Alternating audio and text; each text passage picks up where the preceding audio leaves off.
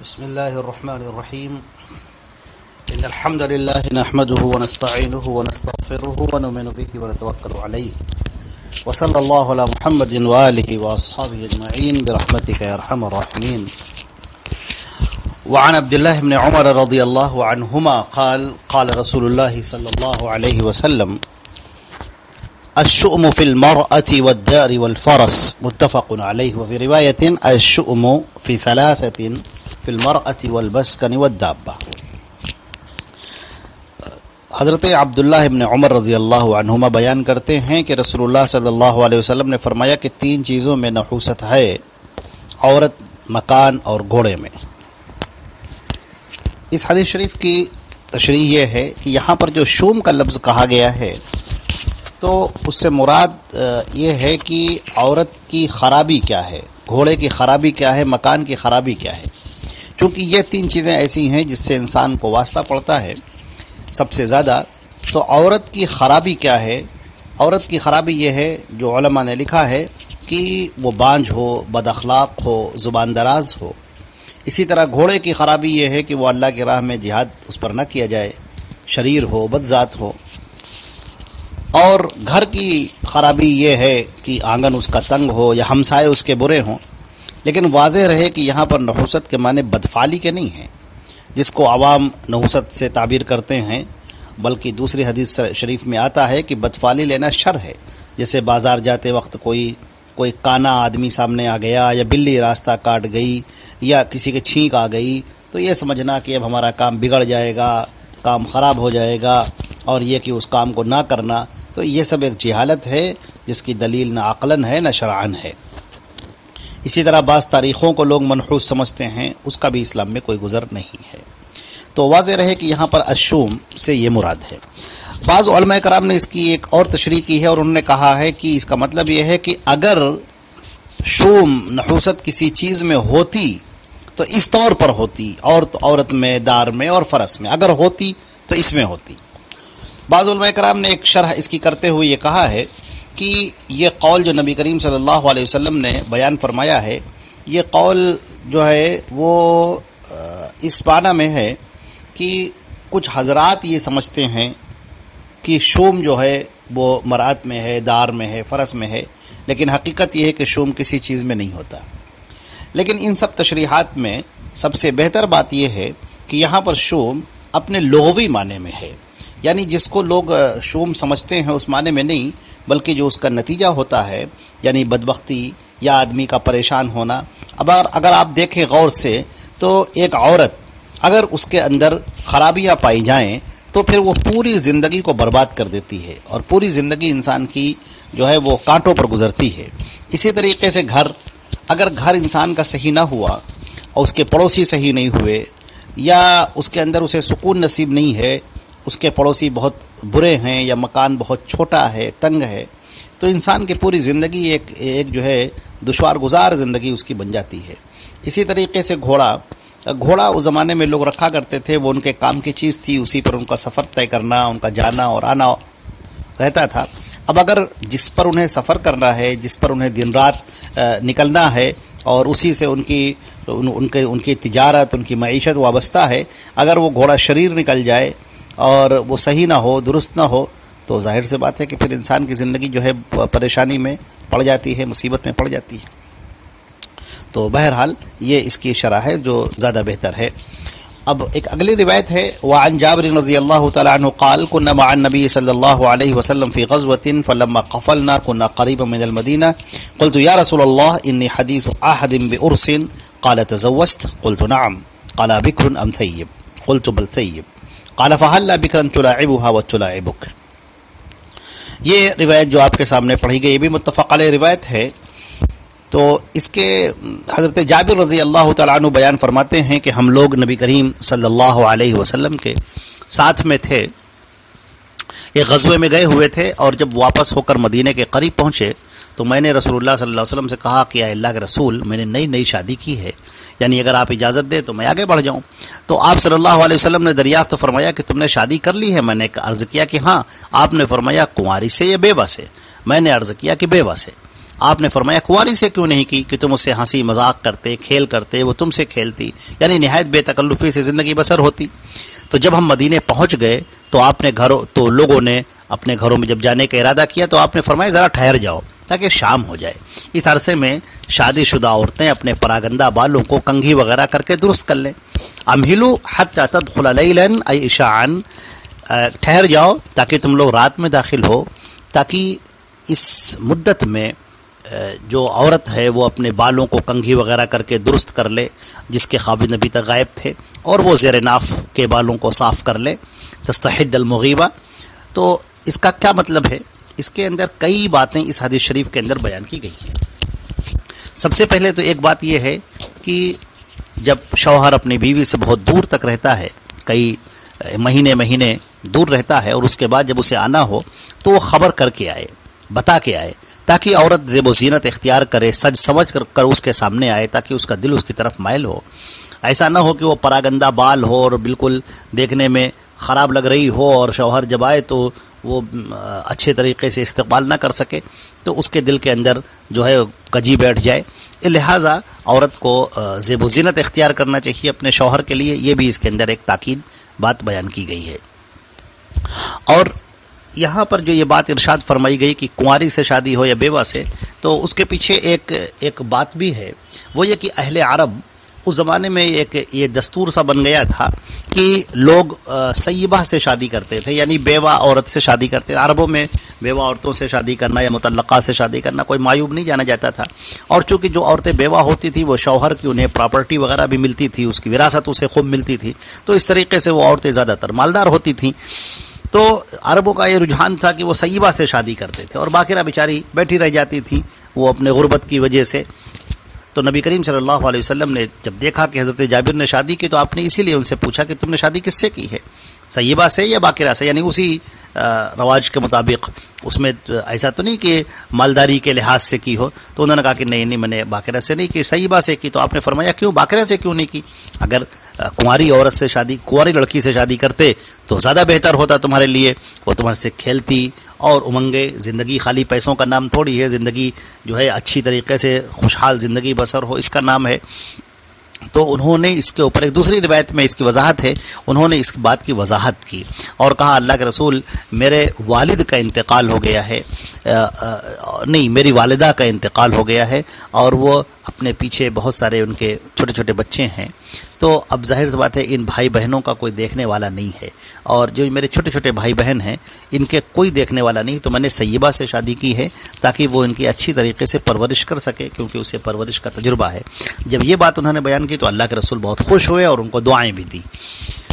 تو معلوم یہ ہوا کہ سیبہ ہو یا باقرہ ہو، دینداری کی اگر غرض ہے تو زیادہ بہتر ہے،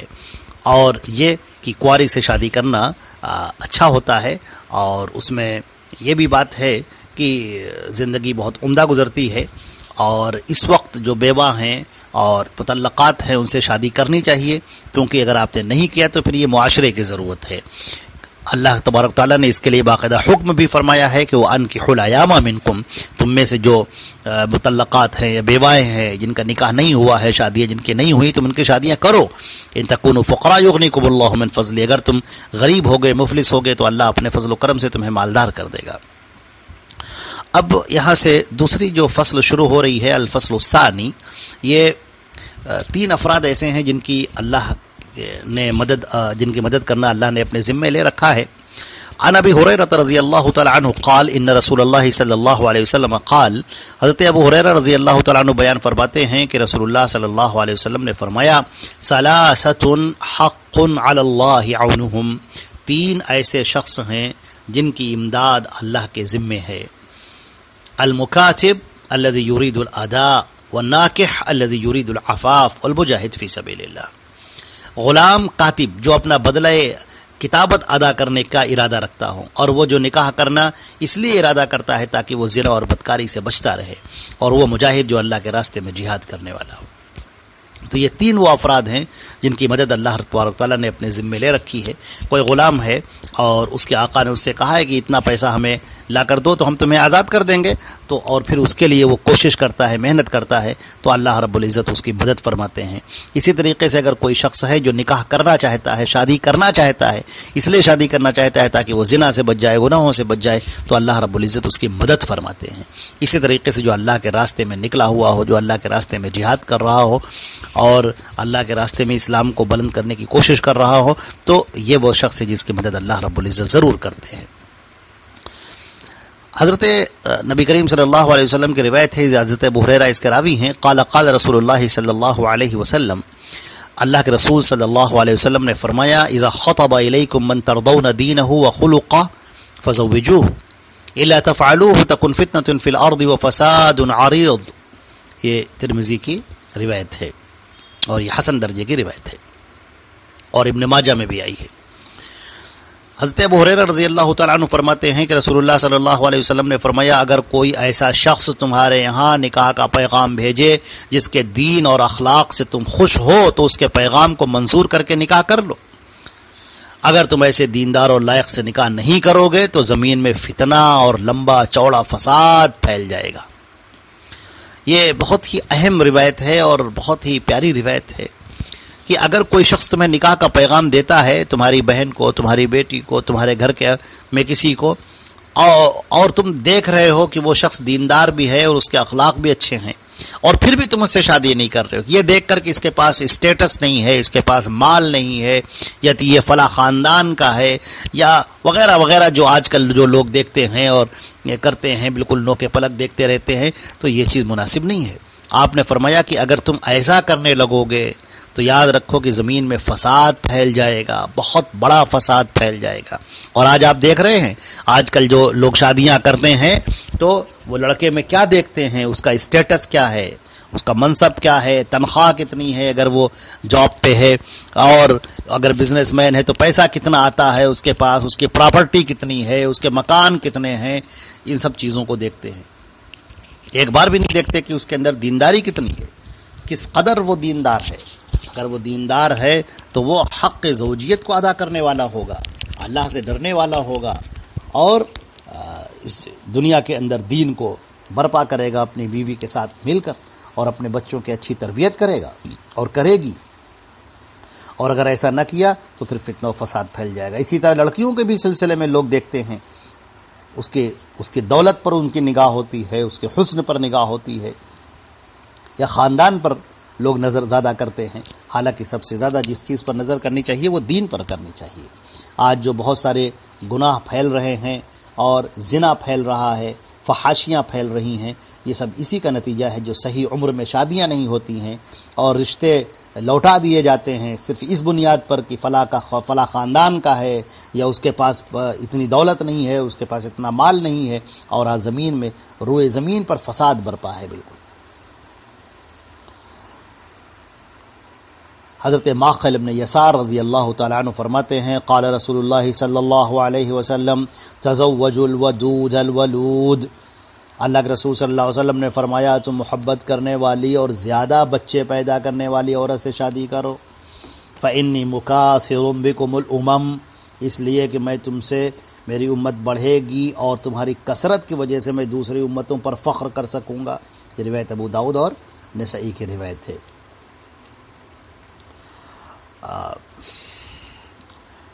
اس میں آپ دیکھیں کہ نبی کریم صلی اللہ علیہ وسلم نے فرمایا کہ ایسوں سے شادی کرو جو زیادہ محبت کرنے والی اور کثرت سے بچہ دینے والی ہوں، بچے پیدا کرنے والی ہوں. اب سوال یہ ہے کہ یہ کیسے پتہ چلے گا؟ تو اس کا جواب یہ ہے کہ وہ اس کے خاندان کو دیکھا جائے گا، اس کے گھر کو آپ دیکھیے، اس کی ماں کو دیکھیے، اور اس کی دیگر بہنوں کو دیکھا جائے، اس کی خالہ کو دیکھا جائے، اور اس طرح سے اس گھر کے بارے میں پتہ چلے گا کہ وہ عورتیں کیسی ہیں جو دوسروں کے ہاں گئی ہیں، جو اس کے خاندان کی بہنیں یا اس کی خالہ یا اس کی ماں کیسی ہیں، وہ محبت کرنے والی ہیں کہ نہیں، اور ان کی اولاد ہوتی ہے کہ نہیں. اب اس سے ایک اندازہ لگایا جاتا ہے کہ وہ ودود ہے اور ولود ہے کہ نہیں. نبی کریم صلی اللہ علیہ وسلم نے فرمایا کہ میں دیگر امتوں پر میں اس بارے میں فخر کروں گا. یہ روایت ابو داؤد اور نسائی دونوں میں آئی ہے. حضرت عبد الرحمن ابن سالم روایت کرتے ہیں، سالم ابن عتبہ بن عویم ابن ساعد الانصاری عن ابیہ عن جدہ قال قال رسول اللہ صلی اللہ علیہ وسلم علیکم بالابکار فإنہن اعذب افواہا وانتق ارحاما وارضى بالیسیر۔ یہ روایت ابن ماجہ کی ہے، مگر یہ روایت حسن درجے کی ہے، اگرچہ ابن ماجہ نے اس کو مرسل روایت کیا ہے۔ ابن ماجہ نے جو اپنی سند بیان کی اس کے اندر یہ روایت مرسل ہے، مگر دوسری سندوں سے دوسرے شواہد کے ساتھ میں یہ روایت حسن درجے کی بن جاتی ہے۔ حضرت عبد الرحمن ابن سالم ابن عتبہ ابن عویم ابن ساعدہ اپنے والد اور وہ ان کے دادا سے روایت کر کے بیان کرتے ہیں کہ رسول اللہ صلی اللہ علیہ وسلم نے فرمایا کہ تم کنواری عورتوں سے نکاح کرو، کیونکہ وہ شیریں کلام ہوتی ہیں اور زیادہ بچے جننے والی ہوتی ہیں اور تھوڑی سی چیز پر زیادہ راضی ہو جانے والی ہوتی ہیں۔ یہ ہم نے ابھی اس سے پہلے عرض کیا کہ عربوں میں ایک رواج سا پھیل گیا تھا نبی کریم صلی اللہ علیہ وسلم کے زمانے میں کہ وہ سیبہ سے زیادہ شادی کرتے تھے تاکہ دولت جو ہے ملے۔ آپ نے اس رجحان پر نکیر فرمائی ہے کہ یہ طریقہ صحیح نہیں ہے، تم باقرہ سے شادی کرو۔ بیچاری وہ کنواری لڑکیاں جو خواب دیکھ رہی ہیں اپنے شوہروں کے کہ ان کے شوہر ان سے محبت کریں گے اور ان کی زندگی کا آغاز کریں گے، ایک نئی زندگی میں داخل ہوں گی، اور تمہاری نگاہ دولت پر رہتی ہے، لہذا تم کنواری عورتوں کنواری بچیوں سے شادی کرو، کنواری لڑکیوں سے شادی کرو، تو اس کے فائدہ یہ ہوگا کہ آپ نے فرمایا کہ وہ شیریں کلام ہوتی ہیں، شیریں دہن ہوتی ہیں اور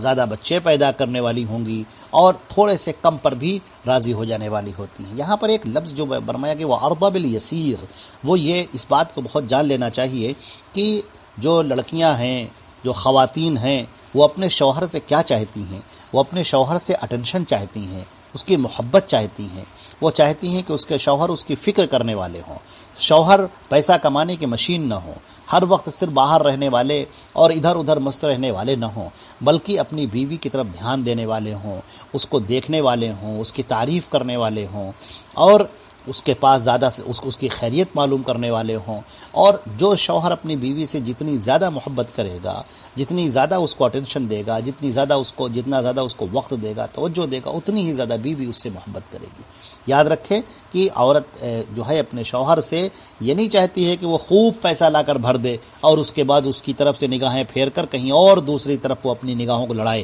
یہ کوئی خاتون ہرگز نہیں چاہتی ہے۔ تو یہ 3-4 حدیثیں آپ کے سامنے پیش کی گئی اور فصل ثالث یہ ختم ہو گئی۔ انشاءاللہ فصل ثانی ختم ہو گئی، انشاءاللہ فصل ثالث شروع ہوگی۔ وآخر دعوانا الحمدللہ رب العالمین وصلی اللہ علی محمد وآلہ واصحابہ اجمعین برحمتک یا ارحم الراحمین۔ والسلام علیکم ورحمۃ